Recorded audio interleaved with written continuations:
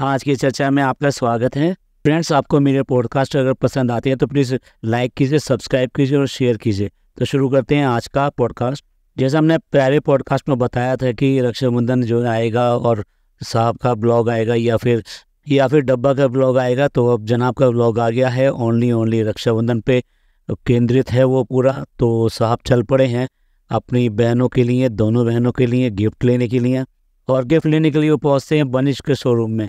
ये इनका क्योंकि बेसिकली क्या है कि एक एक शोरूम पक्का है। जैसे कि ये अगर गोल्ड ज्वेलरी लेनी है तो बनिश के शोरूम में जाएंगे, और अगर ब्यूटी के लिए जाना है तो ज्योतिष में जाएंगे, और अगर इनको जो है कुछ कपड़े वगैरह परचेज़ करने तो ईश्वर कलेक्शन में जाएंगे। तो आप जो समझ रहे हैं ना, बेसिकली क्या है, ये सारे वो पेट नेम है जहाँ की जनाब और इनका जो है प्रमोशन जो है चलता है, और बार बार वही चीज़ें आपको दिखाते हैं। तो चलिए, फिर वहाँ पर उन्होंने मतलब जो है परचेजिंग कर ली। और जब एक बात देखने वाली बात है, जब आपको कुछ आता ही नहीं है, आपको कुछ पता ही नहीं है, तो आप उसको लेकर रहिए ना जिसको पता है। तो यहाँ पर जो है परचेजिंग करने खुद आ गए हैं, लेकिन समझ में ही नहीं आ रहा, टोटली कन्फ्यूज़ जो कि हमेशा रहते हैं। बिना कोई जो है मैडम के कोई काम हो ही नहीं पाता है। जो भी कुछ होगा, चाहे वो घर की परचेजिंग करनी हो या डेकोरेशन का हो या फिर वो जो इससे पहले शादी की हो, बिना मैडम के ये सब चीज़ें हो ही नहीं पाती। तो मैडम से ही कंफ्यूज होके फ़ोन लगा के पूछ रहे हैं कि जी क्या करना चाहिए। एक तरफ तो जनाब कह रहे हैं कि ये जो दिन है ये सिर्फ और सिर्फ बहनों का होता है, बहनों के लिए एक स्पेशल डे है, और स्पेशल डे वो कह रहे हैं कि वो कभी भी फील करा सकते हैं। तो ऐसे में भी जब यहाँ पर ये परचेजिंग कर रहे हैं तो दोनों बहनों में फ़र्क डाल रहे हैं। भाई क्यों फ़र्क डाल रहे हो आप? बहनें तो बहनें हैं ना। वो क्या, एक मैरिड है एक अनमेरिड है, लेकिन बहनें तो बहनें हैं। और दूसरी बात ये देखने वाली बात ये है, कोई इतना बड़ा मतलब गिफ्ट थोड़ा ले रहे हो, इतना ज़्यादा बहुत ज़्यादा कीमती थोड़ा ना जो इतना फ़र्क डालने की ज़रूरत है आपको दोनों के लिए। क्या एक जैसा नहीं लेना चाहिए था? यहाँ तो कम से कम एक एग्जाम्पल सेट किया होता कि भी हम इसमें कोई फ़र्क नहीं समझते हैं, रक्षाबंधन है तो बहनें हैं। अब रक्षाबंधन वाले दिन जो है वो बात करते हैं और कहते हैं कि भाई मैं शूट किया था तो इतना थक गया था कि मैं सो गया, और मतलब उसके बाद में मुझे पता ही नहीं चला। लेकिन आप देखिए ना, पिछले कुछ व्लॉग देखेंगे, सॉरी टू से जो आया था, उसमें मैडम ने बड़े गर्व के साथ ने कहा था कि मेरे शोएब तो 16 से 18 घंटे काम करते हैं। आपको क्या पता वो कितना काम करते हैं, कितनी मेहनत का काम करते हैं। ये सारा ज्ञान दिया था। अब क्या करें, अब काम की उतनी आदत नहीं रही, क्योंकि अब ना तो सीरियल रहा है ना कुछ रहा है। तो एक शूट में गए थे, वहाँ नाइट तक शूट किया, तो उसमें थक गए हैं। अब जनाब कुछ भी कहिए, धीरे धीरे जो अम्मी हैं उन्होंने अपना वज़न जो है लूज़ कर लिया है। अब वो पहले से ज़्यादा फिट दिखाई देती हैं, जबकि उससे कंपैरिजन में जो डब्बा है अब वो अम्मी होती जा रही हैं। देखिए, जो भी सेहत का ख्याल करेगा तो डेफिनेटली सेहत उसकी होगी, और उसी को ही फ़ायदा इसका पहुंचेगा।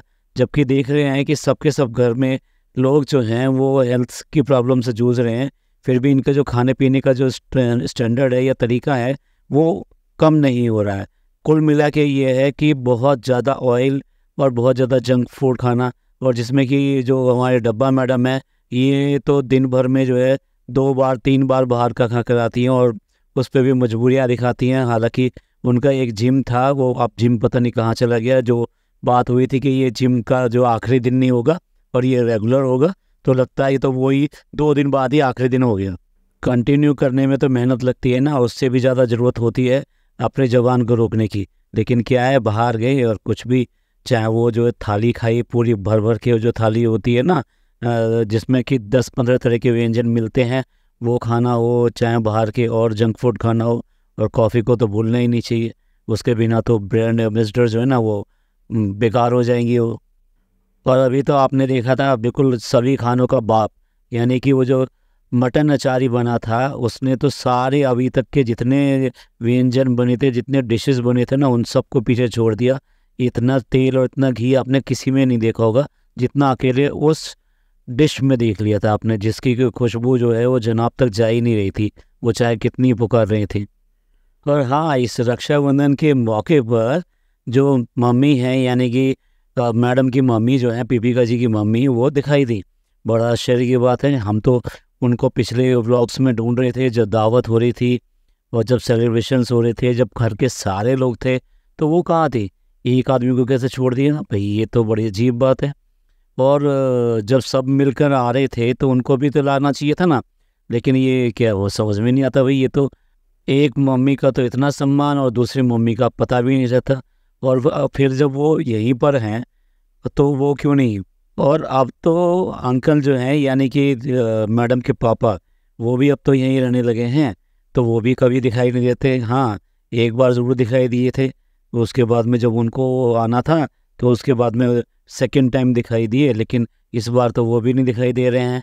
ये ओकेशंस तो ऐसे होते हैं ना जहाँ कम से कम फैमिली के सारे लोग हो सकते हैं। लेकिन पिछली बार जब ये मम्मी दिखाई दी थी तो वो दिखाई दी थी मैडम के बर्थडे पे, और वहाँ हमने नोट किया था और बताया भी था कि बहुत ज़्यादा ऐसे दिखाई दे रही जैसे अपसेट हो, और कुछ भी खा पी नहीं रही थी, वो बस गुमसुम सी बैठी हुई थी। तो ज़रूर कोई ना कोई बात है, पता नहीं ऐसी क्या बातें होती हैं कि ये इस तरह हद तक पहुंच जाती हैं कि लोगों को दिखाई दे और वो नॉर्मल बिल्कुल नहीं दिखाई दे।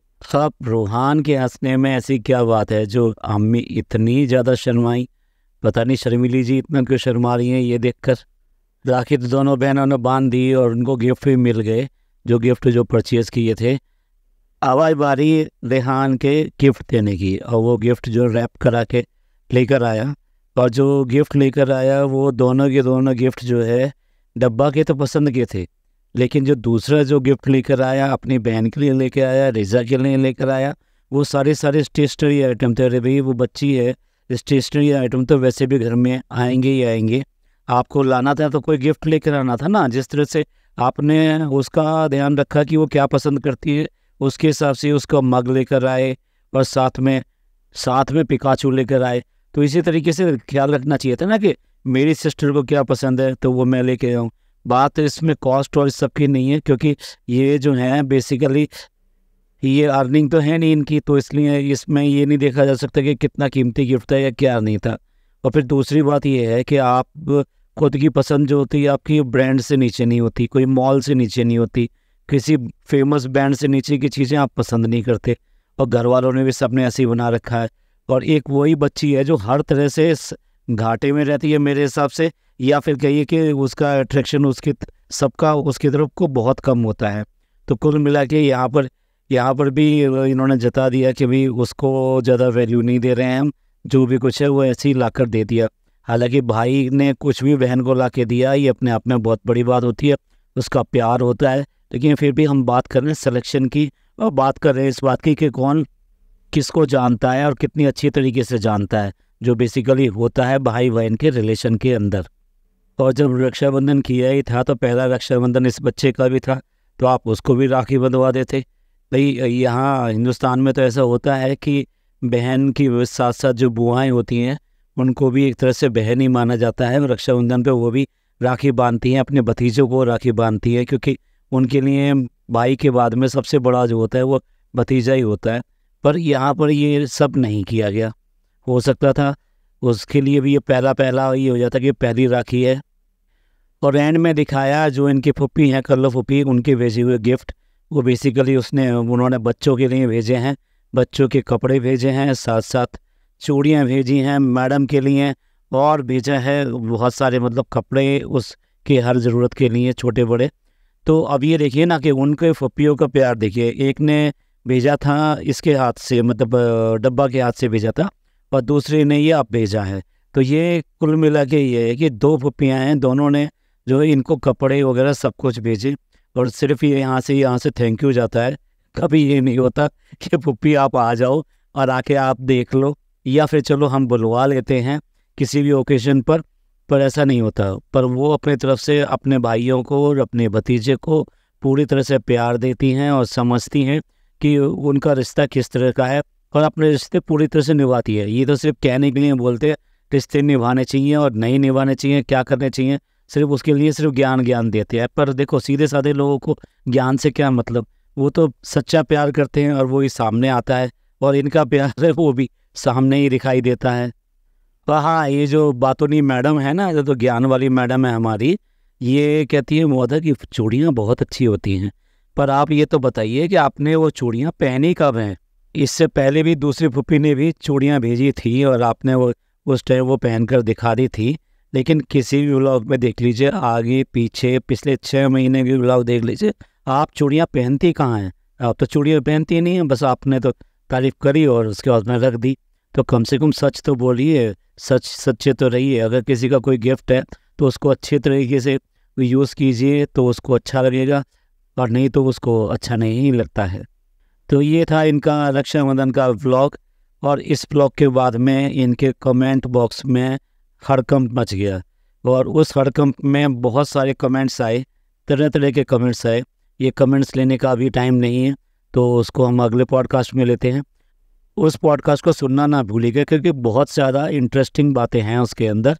तो मिलते हैं अगले पॉडकास्ट में। पॉडकास्ट पसंद आया हो तो प्लीज़ लाइक कीजिए, सब्सक्राइब कीजिए और शेयर कीजिए। खुश रहिए और अपनों का ख्याल रखिए। धन्यवाद, थैंक यू, शुक्रिया।